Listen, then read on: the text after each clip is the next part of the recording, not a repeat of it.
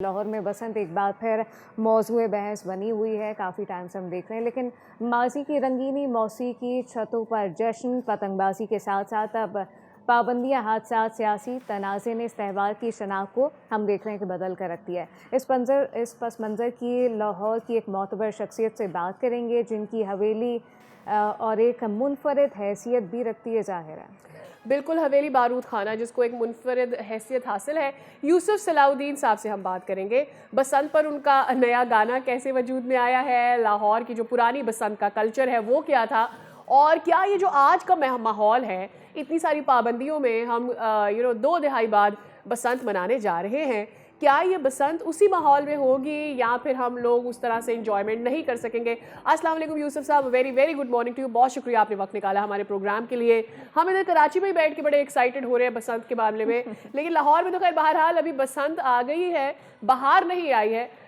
तो इस दफ़ा सर्दियों में लाहौर वाले जो है वो बसंत एंजॉय कर रहे होंगे। खैर ये बताइएगा कि बसंत के मौके पर आपका लिखा हुआ जो गाना है वो जारी हुआ है, तो क्या आप भी उतने ही एक्साइटेड थे बसंत के बारे में जितने हम एक्साइटेड हैं? जस्ट ज़रा बताइएगा हमें अपने बसंत के गाने के बारे में। ये गाना मैंने और मेरी एक दोस्त है शबाना शेर, उन्होंने इसको लिखा भी था और हमने मिलके कंपोज किया था बहुत साल पहले। जब जिस साल बसंत बैन हुई है तो उस साल प्लान किया था कि इस गाने को बनाएंगे रिलीज़ के लिए, तो वहीं से शुरू किया। अब जहाँ से वो ख़त्म किया था जब से बसंत बैन हुई थी जी, अच्छा, ओके। लेकिन आपने लाहौर में बसंत की एक ऑब्वियसली बड़ी रिच तारीख देखी है, कई बसंत मनाई जाती है। आपकी हवेली भी बहुत मशहूर है इस हवाले से। कुछ बसंत की तारीख के हवाले से और शहर के कल्चर के हवाले से बताएं।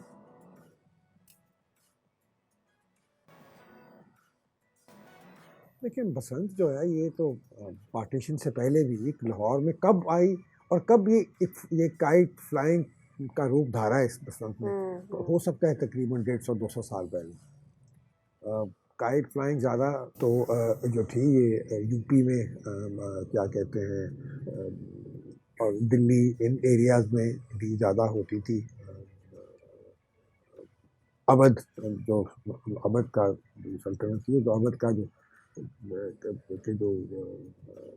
बादशाह थे अवध के, उनको भी बहुत शौक था, वो भी काइट फ्लाइंग बहुत करते थे। तो ये बसंत क्यों पंजाब, क्योंकि बसंत जो है बेसिकली ये पंजाब का फेस्टिवल है और पंजाबियों ने फिर इसको फरोग दिया और फिर ये काइट फ्लाइंग का फेस्टिवल बन गया।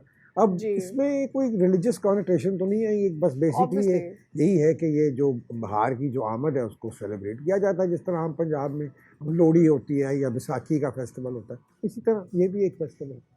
और दुनिया भर में हम देखते हैं कि स्प्रिंग सीजन को इसी तरह के काइट फेस्टिवल के साथ एंजॉय किया जाता है, लेकिन बड़े अच्छे अंदाज से पूरी दुनिया इस इवेंट को एंजॉय कर रही होती है, चाहे फिर चाइना हो, दीगर और कंट्रीज़ में भी काइट फ्लाइंग हो रही होती है, और कुछ लिमिटेड रिस्ट्रिक्शंस के साथ लोग इसको एंजॉय कर रहे होते हैं बड़े अच्छे माहौल में।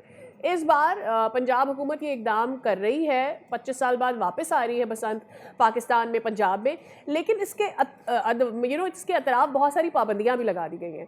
तो आपको नहीं लगता जो असल रूह है बसंत के इवेंट की, गानों पर पाबंदी है, 10 और चीज़ों पर भी पाबंदी है, वो मजरूह हो गई है? नहीं, देखिए पाबंदियाँ जो हैं वो पाबंदियाँ बेसिकली तो अगर ये भी मैं समझता हूँ कि गवर्नमेंट की एक इट्स अ ब्रेव और bold step by the Punjab government के, इन्होंने ये किया है जो कि होना चाहिए था।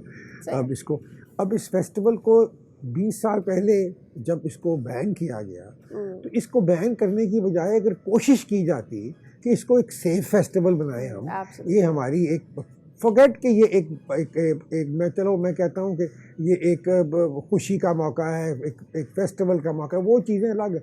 लेकिन ये एक इतना बड़ा पाकिस्तान के लिए एक्सपोर्ट अर्नर था। अगर ये 20 साल में ये इसको चैनलाइज किया जाता है, इसको सब सक्सेसिव गवर्नमेंट ये समझती है कि भी ये पाकिस्तान के लिए एक $multi-billion एक क्या कहते हैं एक बिजनेस है बन सकता है और एक फाइनेंशियल।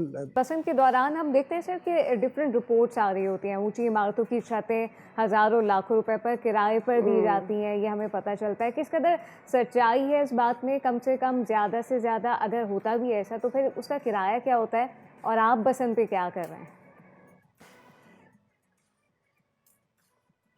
मैं अब तो हमेशा अपनी फैमिली के साथ, बच्चों के साथ वही बसंत होती है। अब मैं वो बड़ा बूढ़ी बसंत जो है वो मैं करने का कायल नहीं हूँ, इसलिए कि वहाँ पर हम खुद नहीं बंदा एंजॉय कर सकता। मतलब हर वक्त आपको ये पड़ा रहे कि जी कौन आया कौन गया और कोई मेहमान कुछ लुक आफ्टर हुआ है कि नहीं हुआ, तो वो बंदा एंजॉय नहीं करता और वो टेंशन ही रहती है।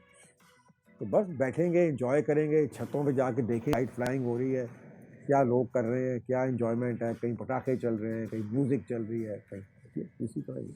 बहुत शुक्रिया सलाउद्दीन साहब। हम ये उम्मीद करते हैं कि ये इवेंट इतना अच्छे से कंडक्ट किया जाए कि आने वाले दिनों में, आने वाले सालों में हम लाहौर में, पूरे पंजाब में हर साल इसी तौर से बसंत को सेलिब्रेट होते हुए देखते रहें, क्योंकि सिर्फ ये फेस्टिवल नहीं है बल्कि इकोनॉमिकली भी दुनिया भर से यहाँ पर टूरिस्ट इससे पहले आया करते थे और बसंत एंजॉय किया करते थे।